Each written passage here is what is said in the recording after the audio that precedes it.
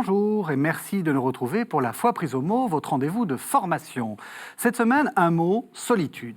Tout dans la Bible et dans la tradition chrétienne recommande la prise de distance envers la communauté, que l'on songe au désert de l'Exode, qui constitue le peuple hébreu, Élie au Carmel, Jean-Baptiste et la longue tradition des ermites, moines religieux.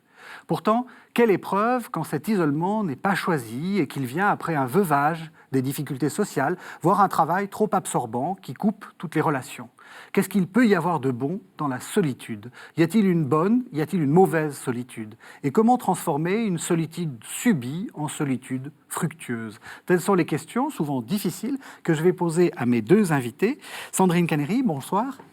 Bonsoir. Vous êtes bibliste, vous êtes orthodoxe, une bibliste orthodoxe, vous tenez à le dire. Vous êtes enseignante d'exégèse patristique à l'Institut Saint-Serge, donc c'est l'Institut de théologie orthodoxe, et vous êtes mandatée par l'Assemblée des évêques orthodoxes de France pour le dialogue entre les orthodoxes et les chrétiens. Nathalie Nabert, bonsoir. Bonsoir. Vous êtes poète, vous ne voulez pas dire poétesse. Vous êtes professeur de langue et littérature médiévale à l'Institut catholique et on vous a souvent reçu dans cette émission pour parler des Chartreux parce que vous êtes, on peut dire, la spécialiste française des Chartreux. Vous êtes Madame Chartreux. On peut le dire comme ça. Non, c'est une plaisanterie. Alors, est-ce que vous êtes d'accord avec d'abord mon point de départ, cette sorte de diagnostic que je pose sur la société? Est-ce que vous êtes d'accord pour dire que l'allongement de la durée de la vie nous confronte et confronte beaucoup de gens à cette question de la solitude? Oui, oui, c'est sûr que les conditions de la vie moderne rendent la solitude plus prégnante. Alors, non seulement l'allongement de la vie, c'est-à-dire qu'on vit plus longtemps, mais on n'est pas forcément en bonne santé. Donc, le fait de ne pas être en bonne santé, on n'arrive pas forcément à être en communication, en vie sociale. Donc, c'est ça, mais c'est aussi les conditions de la vie moderne qui rendent vraiment cette vie personnelle difficile parce qu'il faut gérer à la fois ce qu'on vit intérieurement et le contact avec les autres et la technologie, enfin, toutes ces problématiques très modernes qui fait que la solitude a une autre consistance aujourd'hui, un autre poids, je pense. Vous êtes aussi d'accord? On est tous un peu en train de devenir des Chartreux? Non, parce que la solitude des Chartreux est une solitude volontaire. Là, nous évoquons une solitude qui ne l'est pas nécessairement, qui est un fait de société. Le fait, effectivement, l'allongement de durée de vie, la suroccupation des uns et des autres, l'éclatement aussi des cellules familiales qui font que les anciens dans une famille ne peuvent plus être accueillis chez les enfants. Et donc, il y a une forme de solitude sociale parce qu'ils finissent seuls, soit chez eux, soit dans des maisons d'accueil. Et donc, il y a cette forme d'éclatement et qui fait que, eh bien, l'être humain est moins mis en relation avec les autres. Alors, il y a certainement des solutions à trouver pour que ce soit aujourd'hui différent, mais c'est un fait de société, malgré une société d'hypercommunication. Et ça, c'est un phénomène tout à fait étrange. L'ancien solitaire d'un village qui n'était accessible qu'à dos d'âne l'était peut-être moins parce que ceux du village veillaient sur lui.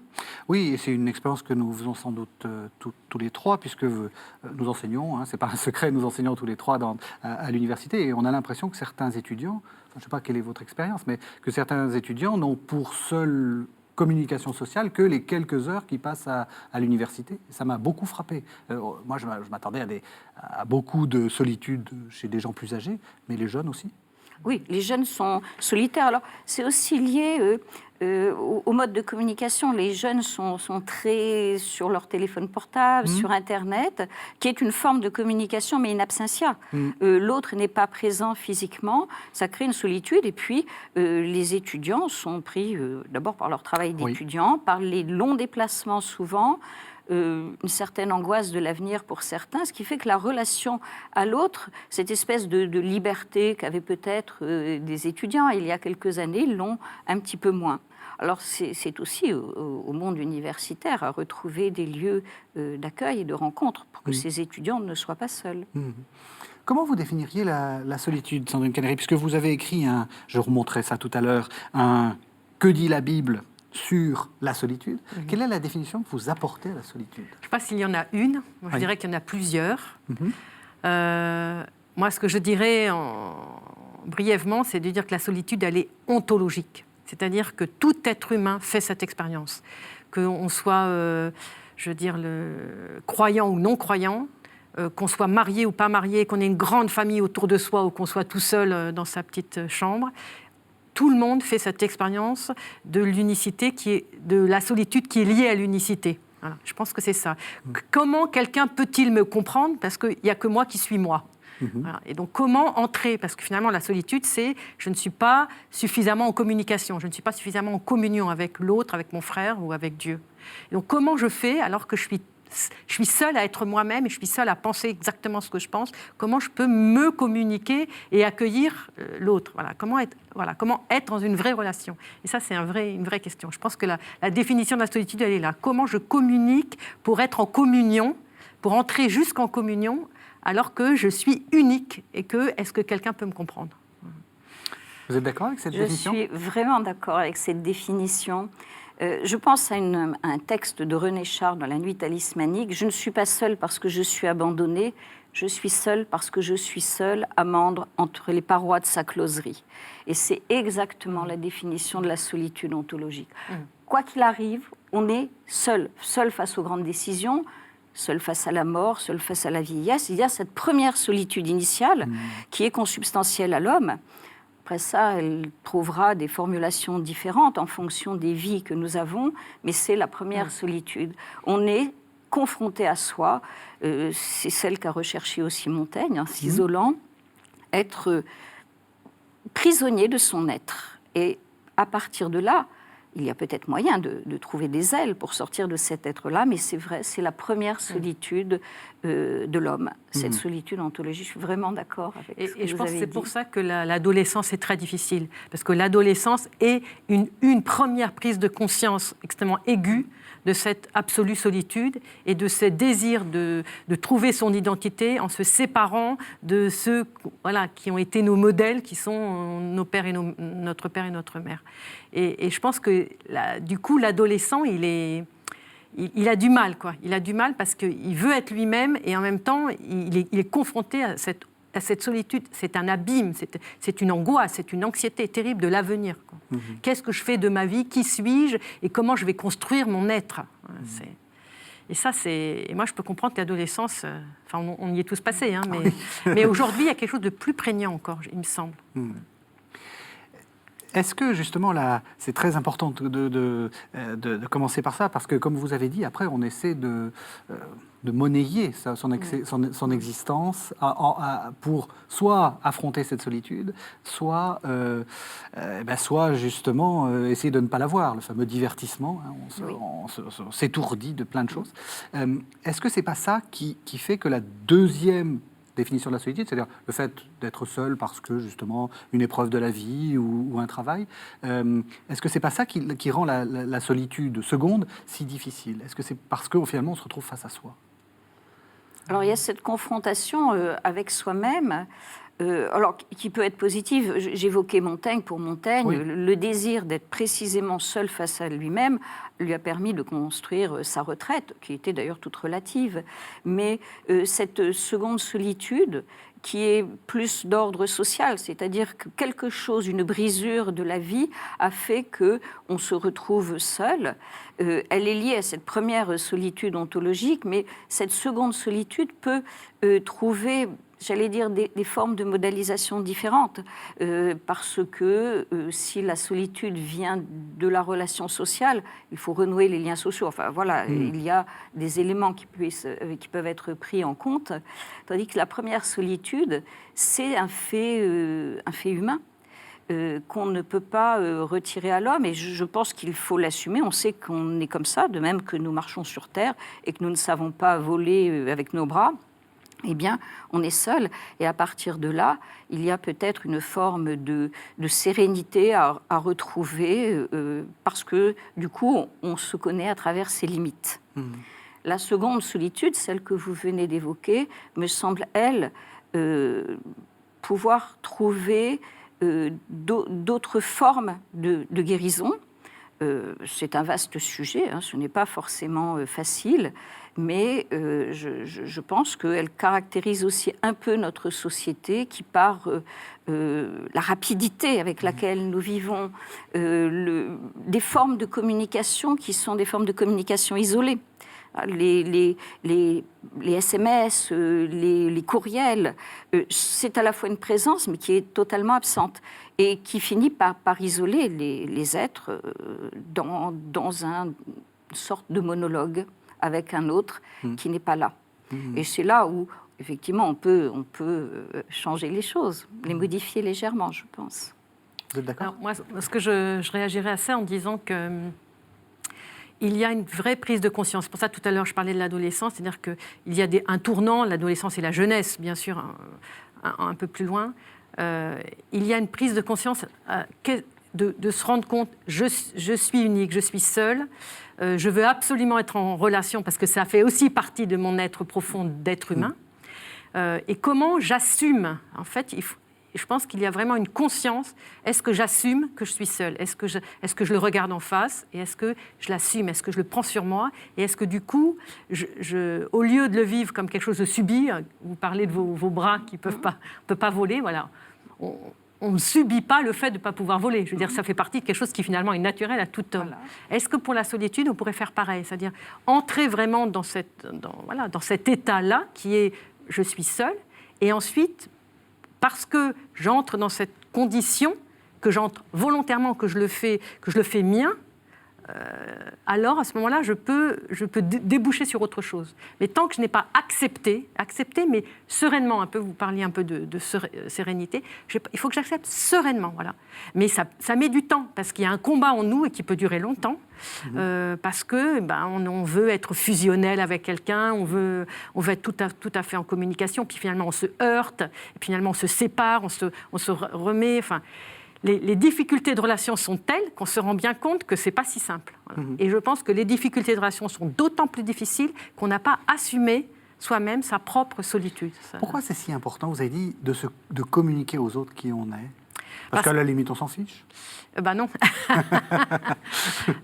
Alors, parce que en même temps que cette solitude nous habite, nous sommes habités avec une même force, peut-être encore plus forte, par ce désir de communion avec nos frères les hommes.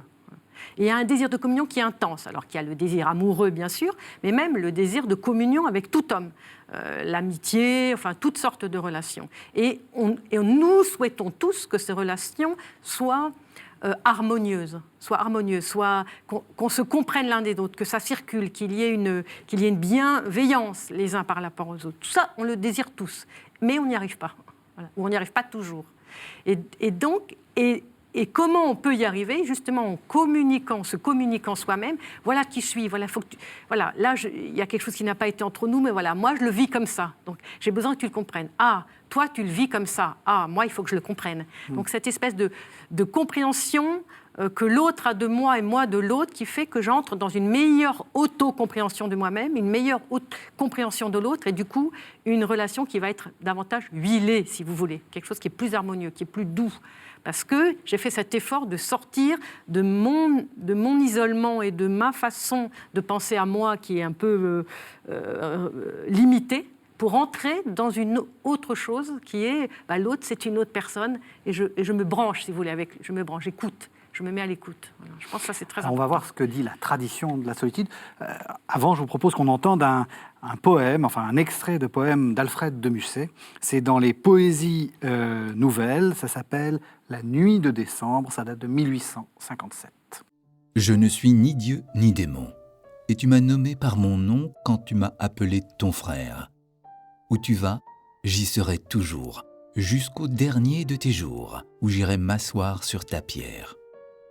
Le ciel m'a confié ton cœur. Quand tu seras dans la douleur, viens à moi sans inquiétude. Je te suivrai sur le chemin, mais je ne puis toucher ta main. Ami, je suis la solitude. Voilà, on a entendu ce texte d'Alfred de Musset. J'aimerais qu'on rentre un peu dans la tradition de l'Église avec peut-être la Bible. Qu'est-ce que la Bible a à nous dire de la solitude ? D'abord, où est-ce qu'il y a de la solitude dans la Bible ? Est-ce que je peux dire, par exemple, comme ça, une sorte d'intuition que la solitude, c'est avant tout le désert. Pas nécessairement dans la Bible. Très bien. Dans la Bible, la première fois qu'apparaît le mot « seul », c'est Dieu qui parle. « Il n'est pas bon que l'homme soit seul ».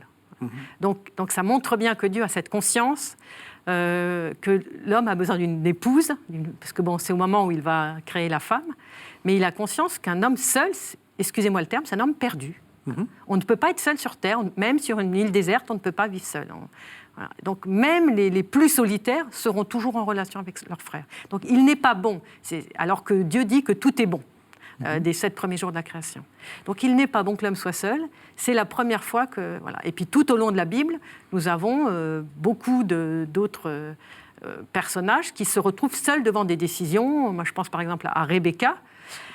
Elle doit habiller son fils Jacob en Ésaü pour sauver la promesse. Voilà. Et c'est une décision qu'elle prend seule. Etc., etc. Beaucoup de femmes prennent des décisions seules dans la Bible, ou des hommes aussi. Et donc, il y a bien une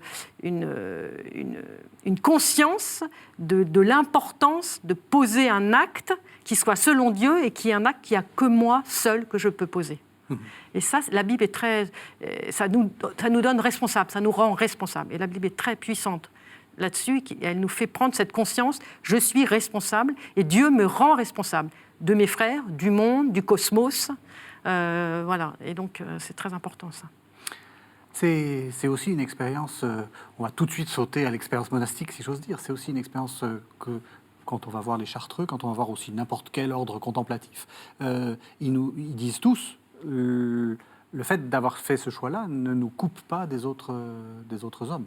Non, pas du tout. Alors, la coupure est extérieure parce que c'est un choix qui est fait pour être avec Dieu et plus complètement Dieu, pour se défaire un peu de soi-même, pour se laisser remplir par Dieu.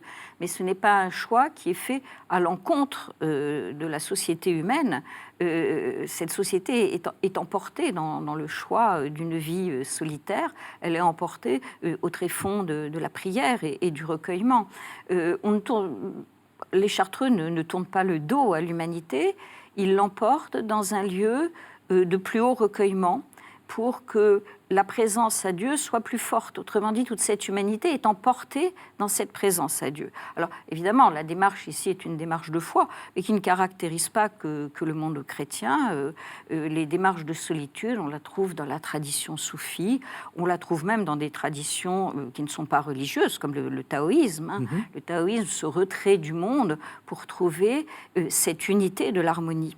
Donc, on a là ce départ d'une société, non pas à l'encontre de la société, mais pour trouver cette unité que vous évoquiez tout à l'heure, cette simplicité de l'être, lorsque l'on a une foi, eh bien, cette simplicité de l'être face à son Dieu. Alors évidemment, chez les Chartreux, l'humanité n'est pas du tout absente de leur présence à Dieu. C'est le facteur extérieur, le monde extérieur. La retraite, évidemment, ne peut pas se faire dans une vie agitée, dans une vie de bruit. Elle ne peut se faire qu'au-delà. C'est aussi une manière d'être confronté à soi-même et à cet acte de volonté. Oui. On ne devient pas chartreux parce qu'on a un souci. Et c'est valable, j'allais dire, pour toute la vie religieuse. Toute la vie religieuse et érémitique. Peut-être même toute décision voilà, un peu... Très vite, la solitude dévoile que vous avez pris le mauvais chemin. On est seul parce que on est seul, non pas confronté à son vide, mais confronté à une forme de dépouillement de soi pour se laisser remplir de Dieu. Donc voilà, c'est ça l'essentiel. Et l'humanité est en arrière-plan, c'est un arrière-plan, mais qui est ramené au cœur de la prière. C'est dans ce sens-là que cette solitude est positive, elle est rare, il n'est pas donné à tout le monde de vivre en ermite.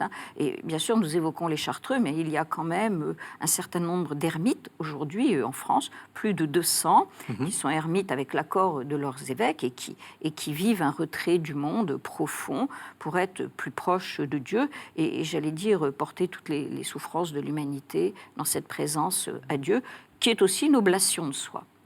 Alors, plus proche de Dieu, je vous propose, on va tout de suite entendre un deuxième texte, qui est peut-être le texte, enfin vous me direz si vous êtes d'accord avec ça, mais qui a le plus nourri la tradition érémitique de l'Église. Évidemment, c'est le fameux passage du premier livre des Rois, au chapitre 19, dans lequel Élie se trouve au désert et reconnaît Dieu dans la solitude. On écoute donc chapitre 19 du premier livre des Rois, les versets 4 à 12.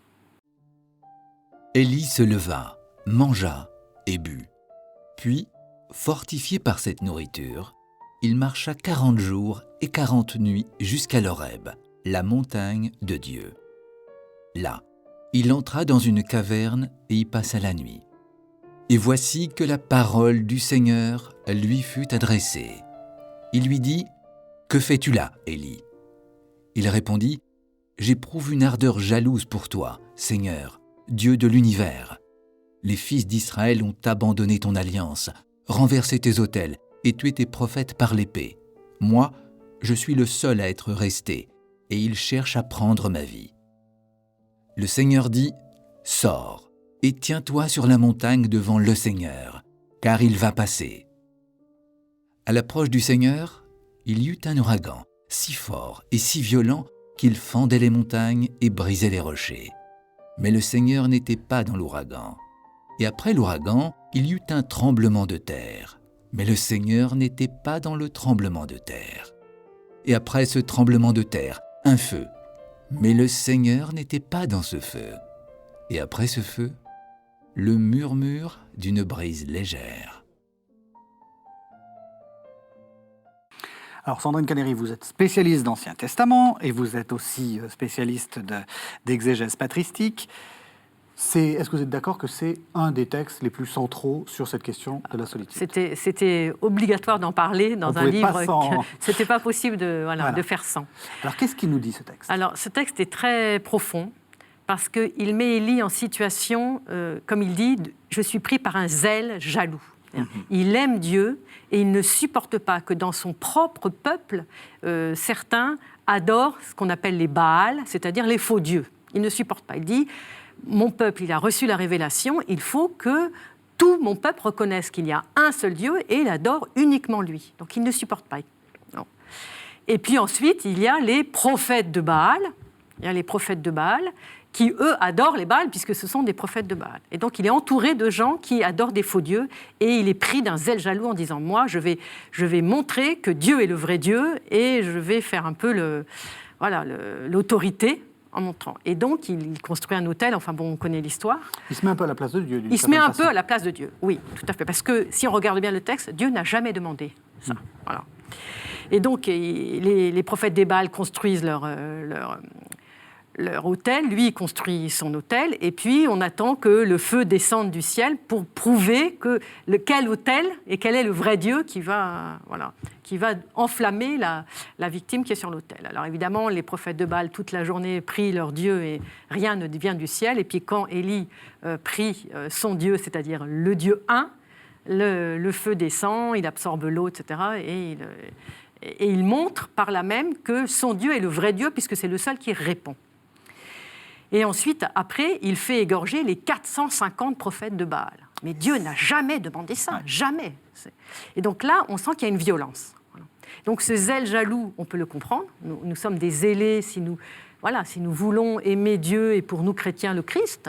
Bien sûr, il y a un zèle, il y a une grande tension, si on veut, ou une grande attention, une grande volonté. Bon. Mais ce n'est pas pour ça qu'on va tuer les autres. Et donc, le problème est là. Et donc, du coup, quand on est violent, la violence vous revient. Dans la vie, c'est toujours comme ça. Et donc, il se retrouve seul à échapper à Jézabel pour ne pas être tué, pour pas qu'il y ait le vengeur du sang, comme on disait du temps de la Bible, de manière à ce que le tueur soit vengé. Et donc, il est obligé de se cacher et de s'éloigner. Et il se plaint. Je suis seul et ils veulent m'ôter la vie. Je suis seul, ils veulent m'ôter la vie. Et cette solitude-là, c'est à la fois la solitude de son zèle, mais aussi la solitude de son acte. Et donc, c'est bien qu'il soit seul, parce qu'il va se mettre à réfléchir. Et dans cette réflexion, il va pouvoir se rendre compte que c'est pas tout à fait ajusté, c'est pas exactement ce que Dieu a demandé. Je pense que c'est là-dessus. Je pense que le texte biblique, c'est là-dessus qu'il doit nous faire réfléchir, nous, lecteurs de la Bible, qui essayons d'entrer dans un univers qui n'est pas facile. Hein. On est bien d'accord. Est-ce que ce ne serait pas une métaphore, Nathalie Nabert, de toute la vie spirituelle ? C'est-à-dire, on est saisi par on est jeune, on est saisi par la divinité, plein de zèle, on veut faire, et puis en fait, c'est pas là que ça se trouve, les choses. Alors, le désert est décapant. Oui. La retraite est décapante. C'est vrai que la confrontation à soi-même, et dans le cas d'Élie, c'est une bonne chose parce que ça va réajuster ses actes. Il en est de même pour ceux qui choisissent volontairement la solitude. Quand on choisit la solitude, si on la choisit par orgueil, on est très vite débouté de son acte. La solitude, c'est une confrontation à soi-même, c'est un mode de décantation de ce que l'on est, approcher ses excès. Alors, l'excès de zèle, c'est souvent le problème. Lorsque on a une passion soudaine pour Dieu, d'un seul coup, on veut s'engager, soit dans un ordre religieux, soit dans une vie sacerdotale, soit dans une option extrême. Or, on se rend très bien compte que l'extrême a ceci de salutaire, c'est qu'elle réajuste l'être. Et donc, le sens profond de la solitude, c'est celle qui va consister à réajuster, en coupant ici et là, en dépouillant. C'est aussi un petit peu ce que les gens font lorsqu'ils vont au désert. Yasmina Khadra, l'écrivain algérien, disait que le désert est fait pour nous mettre face à nos faiblesses et à nos difficultés. Eh bien, il y a de ça aussi dans des démarches qui sont des démarches tout simplement de retrait du monde un certain temps, pour se retrouver tel que l'on est, face à soi-même, quitte à, après ça, à faire marche arrière parce qu'on n'est pas destiné à ça. Et la solitude a cet effet de purification intérieure, qui est une ascèse souvent difficile, dont on ne sort pas forcément ni glorieux ni vainqueur, mais avoir fait cette épreuve de la solitude, que l'on y demeure ou que l'on en sorte, si on en sort toujours meilleur que l'on a été, parce qu'on est plus ajusté à la vérité profonde de l'être, qui est tout de même d'être en harmonie avec ses frères humains, et non dans la violence, et c'est ce qui se produira. Et pour rebondir là-dessus, qu'est-ce qui se passe quand Élie se retrouve seule ? Donc je suis seule. Dieu lui parle.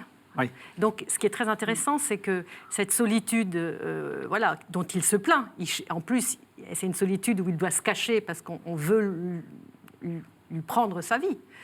Et finalement, il finit par dire, Dieu, prends-moi toi-même ma vie parce que je ne suis pas meilleur que les autres. Donc, cette solitude l'amène à une prise de conscience, et à ce moment-là, il rentre en lui-même et Dieu lui parle. C'est comme le fils prodigue.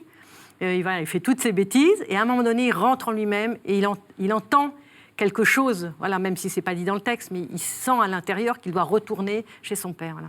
Donc, à chaque fois qu'on va poser un acte où on sent quelque chose qui n'est pas juste, et là, je rejoins tout à fait ce qui vient d'être dit, le fait de se mettre en solitude, il y a un espace en nous qui s'ouvre, qui fait qu'on peut entendre autre chose que ce qui a été, que l'acte qu'on a posé, ou que ce qu'on a dit, ou ce qu'on a fait, et quelque chose s'ouvre, et on se dit, c'était peut-être pas tout à fait ça. Et Dieu va montrer à Élie, par le vent violent, par la tempête et par la brise légère, que c'est pas dans la violence que ça se passe. Dieu n'agit pas dans la violence et il ne veut pas la violence. Et donc, au moins une chose que Élie va apprendre, c'est ça, c'est qu'au niveau de la violence, il s'est trompé. Et j'espère que le lecteur de la Bible le comprendra aussi. Parce que malheureusement, ça passe tellement vite quand on lit ces textes qu'on ne retient pas forcément, j'ai envie de dire, le message le plus important de ce texte, qui est « Dieu n'agit jamais dans la violence, jamais ». Est-ce que c'est vrai qu'on entend mieux Dieu dans le silence ? C'est le pari, c'est ce que dit le texte, c'est ce que dit, mais est-ce que c'est vrai ? C'est souvent vrai, pas toujours. Pas toujours vrai, je vais faire une réponse de Normand. En fait, Dieu peut aussi révéler notre surdité. Le silence et la solitude peuvent révéler notre surdité. C'est-à-dire, on peut être confronté à l'absence de Dieu. Et là, on est mis à distance de sa foi, ou plutôt on est confronté à elle et on est confronté à notre fidélité dans l'aveuglement. Donc, c'est vrai que la solitude permet de mieux entendre Dieu, surtout que Dieu se manifeste avec une certaine légèreté. Donc, le bruit couvre. Dieu est visible à l'œil nu. Il n'y a que la nudité qui manque, disait le chartreux don Jean-Baptiste Porion. Eh bien, on pourrait dire de la même chose. Très beau. Dieu s'entend, il n'y a que les oreilles étoupées, comme on disait au Moyen-Âge, qui permettent de ne pas l'entendre. Alors parfois, la confrontation à la solitude, dans la solitude, nous sommes confrontés à notre surdité. Dieu n'est pas perceptible. Mais l'art, c'est de durer. Et si on dure, un moment ou un autre, on entendra à nouveau le murmure léger de Dieu. Voilà, cette visibilité de Dieu, ou ce chant divin, que pour des tas de raisons propres à nous-mêmes, propres au monde extérieur, nous échappe. Il est perceptible, mais je pense qu'il faut être endurant, patient et ne pas crier victoire trop vite. Vous êtes orthodoxe, je l'ai dit, et j'allais dire, dans le monde orthodoxe, surtout dans le monachisme orthodoxe, ce que vivent les Chartreux, c'est presque, enfin, c'est pas grand-chose. Il y a des épreuves, enfin, il y a des gens qui s'imposent des épreuves très fortes, enfin, y compris de ne pas manger, de ne pas dormir. Il y a toute une tradition, j'allais dire, beaucoup plus... peut-être, je ne sais pas si c'est plus exigeant le bon mot, mais enfin, et qui remonte à la très vieille tradition du premier christianisme. Est-ce qu'il faut s'imposer ces épreuves-là ? Est-ce que c'est utile non seulement de faire ce choix de solitude, mais en plus de se dire que je ne vais pas manger, et puis en plus je ne vais pas dormir, et puis je vais passer tout mon temps à écouter des vêpres ou à raconter des mantras. Voilà. Est-ce que c'est important, ça ? Alors, je pense que d'abord, c'est chacun qui bien voit sûr, au niveau de là où il en est, mais je pense que ce qui est important, enfin, ce que vous voulez soulever là, il me semble, c'est que la théologie ascétique est très importante dans notre tradition orthodoxe. Oui. Et elle est valable pour tout le monde. C'est-à-dire que ce soit moine, ou qu'on soit marié, ou qu'on soit dans la vie ordinaire, cette théologie, elle est la même pour tous. Après, elle est bien évidemment adaptée à la condition. Voilà. Et alors, les moines ont peut-être... certains, en tout cas, besoin de quelque chose où ils ont des longs offices de nuit jusqu'à 4h, 5h du matin, où toute la nuit on prie, avec des grandes stations debout, des métanies. Bon. Mais ça, je pense que... Je ne dis pas qu'il faut. Je pense qu'à partir du moment où on est dans un certain chemin ascétique et qu'on a en plus un père spirituel qui vous guide, ce n'est pas très difficile de discerner avec lui ce dont chacun a besoin. Et donc l'un pourra avoir besoin de beaucoup plus, d'autres beaucoup moins. Donc la chance de la tradition orthodoxe, c'est qu'elle est très personnalisée. Donc ce n'est pas tout le monde dans le même sac, si je puis dire, et tout le monde pareil, tout le monde en fait... même pour les longs offices, certains n'iront pas forcément à tout parce que ça ne leur correspond pas ou parce que ça n'est pas forcément bon pour leur âme. Donc il n'y a pas de nivellement.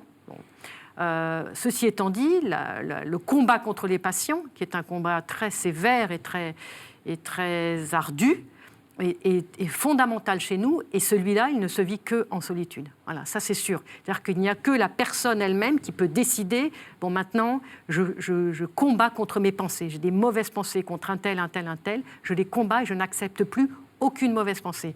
Ben ça, c'est un vrai combat, parce qu'on en a tous, des mauvaises pensées, malheureusement. Des parasites, une radio intérieure qui fait du bruit tout le temps.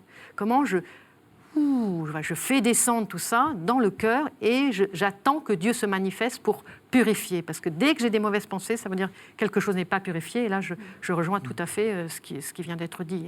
Cette solitude qui purifie, parce que justement, il y a tous ces bruits, tous ces parasites. Et donc, peut-être, certains vont avoir besoin d'un jeûne, d'autres de métanie pendant un certain nombre d'heures, d'autres exercices, la prière de Jésus continuellement, etc. Donc ça, c'est sûr que c'est des moyens qui nous sont donnés et qui sont très utiles. Même question, là, vous avez, le regard à la fois de votre expérience de contact avec les Chartreux et puis aussi d'historienne. On est dans la longue tradition. Vous confirmez qu'il y a cette longue tradition de l'ascèse. Ah, oui. Et que la solitude fait partie de l'ascèse. Bien sûr, mais c'est surtout, en vous entendant parler, notre tradition est commune. Absolument. L'orthodoxie et le monde catholique n'étaient pas séparés. Les Chartreux lisent Jean Climac, et on est dans cet esprit-là également, puisqu'on évoque les chartreux, les pères ou les sœurs qui ne peuvent pas assister à des longs offices, ils peuvent faire le choix d'être convers ou peuvent être relevés momentanément de l'office de nuit qui effectivement est très long. Mais là, le monde monastique chrétien est très intéressant parce qu'il boit à la même source. Et c'est là où notre dialogue est le plus au cœur de l'être et de notre vie divine avec les orthodoxes. Nous avons la même tradition qui s'est formulée de façon différente, mais vous évoquiez la prière du cœur. Dans les chartreuses, les moines qui souhaitent faire la prière du cœur peuvent parfaitement faire la prière du cœur. Nous sommes vraiment dans cette unité de la chrétienté. Et ça, je trouve que c'est peut-être la plus belle leçon que nous avons à retenir, c'est quand l'être décide de renoncer un peu plus à lui-même pour être un peu plus présent à Dieu, qu'il soit dans l'Église catholique, qu'il soit dans l'Église orthodoxe, a le même type de procédure. Et c'est pour ça qu'il est fondamental que nous dialoguions ensemble, parce que il y a là une procédure commune qui participe même des universaux de pensée dans d'autres secteurs religieux ou philosophiques. La retraite, l'ascèse sont des éléments qui nous permettent de nous alléger de nos besoins et de se débarrasser des pensées. C'est-à-dire, moins il y a de sujets soit d'ambition, soit de désir, et plus l'être se retrouve confronté à sa nudité, et plus il est capable, comme un bol vide, de recevoir ce qui vient de Dieu. Donc là, on n'invente pas grand-chose. On est dans une tradition ancienne. Même les nouvelles communautés qui naissent aujourd'hui passent par cet effort de l'ascèse, qui est important, qui est à la fois un mode de régulation du corps, mais qui est aussi un mode de régulation de la volonté et de tout ce qui nous encombre, des désirs, des jalousies, des curiosités. Voilà, on nettoie. On nettoie ce qui dépasse, on coupe ce qui dépasse, et en coupant ce qui dépasse, on retrouve le centre de la vocation humaine qui est d'avoir de la beauté et de l'amour dans le cœur. Parler de dialogue, c'est l'occasion de corriger une petite erreur que j'ai faite. Enfin, c'est tout à fait un lapsus en vous présentant, Sandrine Canéry. J'ai dit que vous étiez missionnée par les évêques orthodoxes pour le dialogue avec les chrétiens. C'est avec les catholiques. Les juifs. Et les juifs. Avec les juifs. Ah, c'est avec les juifs. Je croyais que vous étiez pour le dialogue... Non, avec les juifs. Ah, pardon. Eh bien, écoutez, voilà, c'est encore une manière de corriger encore mieux votre présentation. Est-ce que vous êtes d'accord avec ce qui vient d'être dit, et surtout sur cette union je suis profonde. convaincue. D'ailleurs, je n'ai pas voulu vous corriger en disant qu'il y a plus ou moins, mais pour moi, il n'y a pas de plus. C'est-à-dire que vous avez bien fait n'hésitez pas à me corriger. Non, je voulais pas... Mais je pense qu'il n'y a pas de plus et moins. C'est-à-dire quand on regarde des chartreux, quand on regarde des moines dans l'Église catholique, et puis quand on regarde chez nous, la vie monastique, c'est la vie monastique, je dirais. Le combat intérieur est le même pour tous. C'est la même chose. Et le dépouillement que propose la solitude est le même pour tous. Et tout le monde fait le même chemin, on est obligé. Pourquoi ? Parce qu'on est tous habités par les mêmes passions. Alors simplement, s'il y avait une différence, c'est une différence de tradition. L'Orient a mis l'accent sur certains éléments que peut-être l'Occident a mis un autre accent ailleurs, mais c'est que des probabilités d'accent, c'est pas le fond est le même, ça je suis convaincue. Maintenant, peut-être la petite nuance, c'est que cette vie monastique de solitude, donc, où l'ascèse et la théologie ascétique est très fortement marquée, c'est la même pour tous. C'est-à-dire que on peut dire que des gens mariés ou des gens qui ont un travail ordinaire dans la vie du monde doivent avoir la même, adaptée, bien évidemment, à leur type de vie. Mais c'est la même, c'est-à-dire un père spirituel va leur recommander aussi de prendre des temps de solitude, de prendre des temps de prière. Ils auront leurs règles de prière. Voilà. Enfin, il y a tout un processus qui est évidemment adapté à chacun selon le père spirituel que les gens ont. Mais voilà, cette adaptation, elle est là, mais c'est le même combat qui est le combat contre les passions et qui se fait seul. Je ne peux pas le faire à la place du voisin, quoi. Je ne peux pas le faire à la place du voisin. Par contre, le voisin va m'aider à le faire. Parce que le voisin va m'envoyer des choses qui me sont désagréables. Voilà. Et donc, comment je surmonte pour toujours, exactement comme il vient d'être dit, pour toujours qu'il y ait l'amour qui soit toujours là. Voilà. Quelqu'un vous fait quelque chose de très violent, comment vous réagissez? Est-ce que vous restez dans l'amour, même si vous avez la tempête dedans voilà. Et donc, petit à petit, on apprend. Ça s'apprend, voilà. Avec beaucoup de patience, avec soi-même et avec la miséricorde de Dieu. Alors, insensiblement, on arrive à la fin de l'émission et c'est le moment d'honorer la question que j'avais posée au début. C'est comment est-ce qu'on gère cette solitude? Alors, il faut peut-être distinguer la solitude qu'on s'impose soi-même et puis la solitude qui nous est imposée, même si peut-être que vous allez me dire que c'est aussi un peu pareil. D'abord, pour la solitude qu'on s'impose, est-ce qu'il faut être guidé? Sandrine Canéry semble dire que le père spirituel est important. Est-ce qu'on peut partir tout seul en solitude? Alors, c'est vrai que dans le monde orthodoxe, la présence du père spirituel est fondamentale. Dans le monde catholique, bien sûr, il peut y avoir un père spirituel, il peut y avoir un accompagnateur spirituel, mais je pense que l'acte qui consiste à rentrer en solitude peut aussi s'accompagner de lecture, d'une plus grande présence à la Bible. Voilà. Alors, après ça, comme dans toutes les expériences de l'extrême, il convient de dialoguer avec ceux qui ont fait l'expérience avec vous. Alors, jadis, on disait les anciens, ce n'est pas forcément des anciens, parce que les expériences de l'extrême peuvent vous conduire au contraire de ce qui est recherché. Donc, il est toujours important de pouvoir dialoguer sur notre expérience de solitude avec un père spirituel ou une mère spirituelle, d'ailleurs, entre parenthèses, ou avec sans père spirituel, mais disons des lectures, l'expérience des autres qui nous permet d'éviter les écueils de ce qui est juste dans une retraite solitaire et de ce qui confine à l'isolement, voire la misanthropie. Vous voyez, voilà, c'est ça qu'il faut ajuster. C'est une tentation à la limite de s'enfuir dans la solitude et comme vous dites, dans une forme de haine des autres. Alors, sans être dans la haine, on s'est tourné le dos aux autres. Oui. Le silence appelle le silence, la solitude appelle la solitude. Donc, une solitude ajustée doit effectivement nous laisser face à notre grand silence, mais elle ne doit pas nous faire refuser l'autre quand il vient à nous. Et c'est là où il est important d'avoir l'expérience des autres. Aujourd'hui, on a des tas de moyens d'avoir l'expérience des autres par des ouvrages écrits, par plein de choses. Mais je pense qu'il faut être prudent. On peut gérer sa solitude, être maître de sa décision. Ensuite, il faut avoir la prudence, la sagesse de se dire, puisque je commence à rentrer en solitude, je ne suis pas encore un maître de la solitude. Et c'est là où il faut faire confiance à des maîtres, que ce soit des maîtres livresques d'ailleurs. Voilà, je pense que ça, c'est important, comme dans tous les expériences de l'extrême, on ne part pas en vainqueur. Vous êtes d'accord? Dans la Bible, c'est un peu ça. Chaque fois qu'il y a expérience de solitude, il y a un chiffre qui va avec. C'est-à-dire, le peuple dans le désert, c'est 40 ans. Jésus, c'est 40 jours. Dans l'Apocalypse, c'est 3 et la moitié d'un temps, etc. C'est important aussi de se fixer une limite, vous voyez, des limites d'ailleurs. Alors, je ne sais pas, peut-être c'est important, mais je pense que pour nous, en tout cas pour moi, et pour nous orthodoxes, le plus important, c'est d'avoir vraiment une référence. Quand on a un ancien, plus ancien que soi, avec qui on a un dialogue, qui connaît un peu ce qu'on vit et qui connaît les tentations que nous traversons, que chacun traverse, à ce moment-là, la limite, elle est donnée là. C'est dans la relation qu'elle est donnée.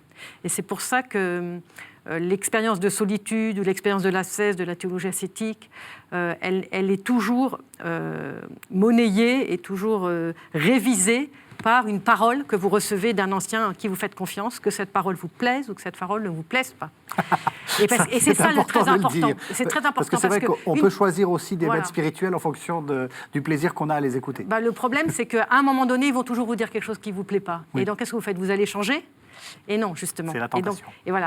Et donc, c'est là où c'est très fort, c'est que comme vous avez une parole en face qui vient vous heurter, vous restez en solitude avec cette parole jusqu'à ce que vous arriviez à la mettre en pratique. Et ça, c'est très puissant. Parce que le jour où vous mettez en pratique une parole qui vous est donnée alors que vous êtes seul et que vous vous bataillez avec cette parole et que vous dites « je ne veux pas, c'est pas possible » et tout, le jour où vous lâchez, le cadeau que vous recevez, je peux vous dire, c'est énorme. Et pour moi, la solitude, c'est très important à cause de ça. C'est que vous pouvez mettre en pratique quelque chose que Dieu vous demande à travers votre père spirituel, parce que vous lui faites confiance et que vous faites confiance à Dieu, et que vous acceptez que vous n'avez rien compris. Que vous n'avez rien compris. Et ça, c'est très, très fort. Quand vous faites cette expérience, je peux vous dire qu'après, vous êtes heureux. Parce qu'après, vous le vivez 1 fois, 2 fois, 100 fois, 2000 fois, et après, c'est un pli qui se prend et qui fait partie de l'ascèse, et qui vous rend léger. Et tout ce que vous recevez, ça vient de Dieu. OK, on y va, pas de souci. Donc c'est très, très, très... Moi, j'invite tous ceux qui le peuvent à le vivre, parce que vraiment, c'est une belle expérience. Alors, ceux qui ont le choix, et ceux qui n'ont pas le choix, qu'est-ce que vous conseillez? Parce que, voilà, il peut y avoir des solitudes imposées, et quels seraient vos conseils? Enfin, comment est-ce qu'on transforme ce qui pourrait être une mauvaise solitude, un mauvais isolement, en bonne solitude? Ça, c'est une question très difficile parce que jusqu'à présent, nous avons évoqué une solitude qui aboutit à une plénitude. Là, nous sommes confrontés à une solitude qui n'est pas plénitude, qui est manque, qui est absence, qui est isolement. L'isolement n'est pas la solitude. L'isolement, on n'a pas choisi d'être isolé. Alors, comment faire pour transformer ça? Je dirais il faut être pratico-pratique. La vie, ce sont des instants qui passent. Donc, essayer de faire en sorte que l'instant présent soit assumé pour ce qu'il est avec soi-même. Après cela, il y a autant de cas d'isolement que de personnes. Alors, est-on isolé parce qu'on n'a pas de voisinage, parce que la famille vous a abandonné, parce qu'on est très malade? Dans ces cas-là, il ne faut pas hésiter à ouvrir l'amande et à essayer de reconstituer un petit cocon humain, ne pas se fermer sur une solitude qui est un ratatinement de l'âme. Et ça, ça c'est un premier élément que l'on peut faire. L'autre élément, c'est essayer de vivre intensément ce qu'il vous est donné de vivre. Chaque instant est un cadeau de la vie. Ceux qui ont été confrontés à la mort, à des maladies graves, le savent, que chaque instant, c'est un cadeau. Et ce cadeau, c'est un bien précieux, c'est une perle précieuse qu'il faut essayer de contempler et de faire fructifier. Après ça, il n'y a pas de miracle. Il faut éviter que cette solitude vous ratatine sur vous-même. Il faut essayer d'en sortir. Alors, pour ceux qui ont la foi, ils peuvent en sortir par Dieu. Ceux qui n'ont pas la foi ne doivent pas demeurer dans le néant. Il y a un bien précieux dans chacun d'entre nous, et au moins faut-il trouver ce bien précieux. Après ça, il y a autant de solutions que d'êtres humains. Vous êtes d'accord? Oui, je suis tout à fait d'accord. Moi, ce que je dirais, c'est que, en tout cas pour le croyant, voilà, tout ce qui arrive, tout événement est parole divine, est parole de Dieu. Et donc, si je suis dans cet accueil, tout ce qui m'arrive, même le pire, mon mari qui me quitte, mon fils qui se drogue et qui part à l'autre bout de la planète, qui me donne aucune nouvelle. Je dis toutes les solutions. Je suis sur un lit d'hôpital, je ne sais pas ce que... Bon. Tout ce qui m'arrive est une parole divine. Saint Sidoine de Latos dit quelque chose d'extraordinaire. Il dit si tu demandes quelque chose à Dieu et que ça ne t'est pas donné, fais comme si tu l'avais, parce que si tu ne l'as pas, c'est que c'est bon pour toi. Donc tu es aussi joyeux et aussi en paix que si tu l'avais. Et si tu es malade, c'est que cette maladie est bonne pour toi. Donc ça va loin, oui, ça va loin. On ne pourrait pas se permettre de le dire pour les autres, bien sûr, on ne peut pas se permettre. Donc on peut se le permettre de le dire que pour soi-même. Mais ça va très loin. Et c'est ça l'ascèse chez nous, dans notre vie chrétienne, dans l'orthodoxie. C'est vraiment comprendre à quel point Dieu nous parle, comme chaque minute est précieuse, voilà, on vient de l'entendre, Dieu nous parle à chaque instant, dans la situation même la plus tragique. Comment je ne me ratatine pas sur moi, comment je fais pour ne pas me ratatiner sur moi, mais ouvrir une conscience à Dieu qui, à travers cet événement, est en train de me dire quelque chose, et donc être dans cette tension vers lui, j'ai quelque chose à comprendre. Voilà. Et peut-être simplement être en communion avec tous les malades qui souffrent sur leur lit d'hôpitaux, ou être en communion avec le monde entier et à dire, bon, je vais pouvoir enfin parler de la souffrance parce que j'y ai traversé, quoi. Je sais de quoi je parle. Vous voyez, le Christ sur la croix, le Fils de Dieu, il est seul. Pourquoi m'as-tu abandonné, dit-il au Père. Dieu se sent abandonné de Dieu, vous imaginez? Alors, mais ça, pour moi, c'est le modèle. Et pour moi, c'est ce modèle-là qui peut nous aider. J'en vois pas d'autre. Merci. Se sentir aimé à travers les épreuves. Laisser faire l'amour à travers les épreuves, même si on ne le distingue pas. Oui, tout à fait. C'est très beau ce que vous dites. Merci. Merci beaucoup de ces paroles. Alors, on a un petit peu de temps pour une fois, donc je vous laisse présenter un peu vos livres. Alors, Nathalie Nabert, vous êtes venue avec plusieurs livres. D'abord, des livres de poésie, qui sont publiés chez Ad-Solem. Je les montre. Donc, Steppe, chez Ad-Solem. Et puis, Éthiopia et autres Soleil, également chez Ad-Solem. Et puis alors 2 livres que je vais vous demander peut-être si vous aurez la bonté de nous les présenter plus en lien avec l'émission. Donc Seul avec le seul, c'est paru aux éditions du Carmel. Qu'est-ce que vous vouliez expliquer dans ce livre ? C'est un livre sur la tradition carthusienne, tout simplement. Le choix des Chartreux, leur tradition, leurs textes législatifs, l'histoire des statuts, et puis surtout leur approche du silence, de la solitude, de la prière et de l'ascèse. C'est une petite somme, toute petite, facile d'accès, pour mieux comprendre cette tradition érémitique qui n'est pas toujours très bien perçue aujourd'hui. Depuis quelques années, elle est de mieux en mieux perçue. Elle est de mieux en mieux perçue. Et puis un beau livre qui est aussi l'occasion de faire un hommage. Oui. Bruno Rotival, Silence et partage, aux éditions Mediapol. C'est un collectif, donc nous sommes plusieurs à y avoir participé. Gabriel Ringlet, Colette Nice-Mazur et bien d'autres. Et c'est le dernier livre de Bruno Rotival, qui est un photographe merveilleux, qui a photographié la tradition monastique chrétienne dans son ensemble. Et c'est un livre avec quelques textes poétiques ou en prose et les photos magnifiques de Bruno Rotival. Voilà, je voulais lui rendre un hommage. Il vient de disparaître. C'est un hommage que nous apprécions. Et puis, j'en ai parlé, et c'est aussi l'occasion de le redire. Donc, Sandrine Canéry, La solitude, dans la petite collection, mais très importante de nouvelles citées, Ce que dit la Bible sur. Qu'est-ce que vous avez voulu démontrer ? J'ai voulu montrer que dans la Bible, il y a toutes sortes de solitudes, que tous les hommes de la Bible traversent des moments de solitude. J'ai parlé de Job, j'ai parlé d'Élie, j'ai parlé de différents personnages dans le Nouveau Testament, de Jésus au désert, et que la solitude est très présente depuis les premières phrases de la Genèse jusqu'à l'Apocalypse, et que la Bible nous enseigne. C'est-à-dire, en fait, cette collection, elle est très précieuse parce que sur tous les thèmes, elle peut nous montrer, en traversant, en allant et en venant du nouveau à l'ancien et de l'ancien à nouveau, elle nous montre que la Bible nous apprend beaucoup de choses sur beaucoup de thèmes. Et donc, c'est se ressaisir de ces thèmes pour être enseigné par la parole de Dieu elle-même, ce qui est quand même pas rien.